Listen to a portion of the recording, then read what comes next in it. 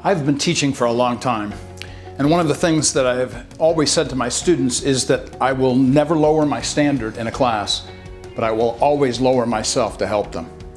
That's really a crucial concept that isn't from me. It's actually from the God who has made all things.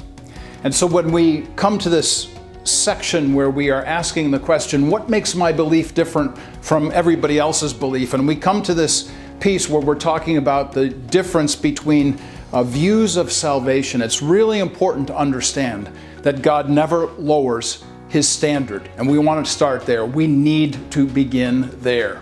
So on our chart, two very simple diagrams here.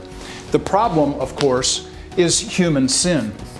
And when we talk about human sin, we're talking about something that's crooked. Now, there are many words in Scripture for sin, one of which is crooked. There are others such as trespass or to miss the mark.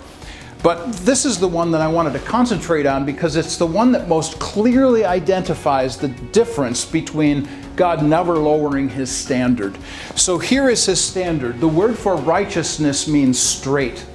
And so when God says, I am never lowering my standard, that means it's a righteous standard. And it doesn't move. And so anything that goes against that, this straight righteous standard, is human sin and its crookedness. To understand the problem then is to recognize that the problem begins within us, within me. And so if you want to go back to some of the weeks earlier where I was comparing and contrasting the cultural and Christian views of sin and salvation, you might want to convince yourself or rethink some of those concepts again, because it's some of the same ideas. The idea, of course, is that God's standard never changes. Sin is the thing that corrupts us as human beings and can never meet the standard. That's the problem. The big difference between our belief and everybody else's belief is that we believe that we are the problem, that sin begins with us. Sin is not out there. Sin is in here. I am crooked. God's standard is straight, and there needs to be a solution.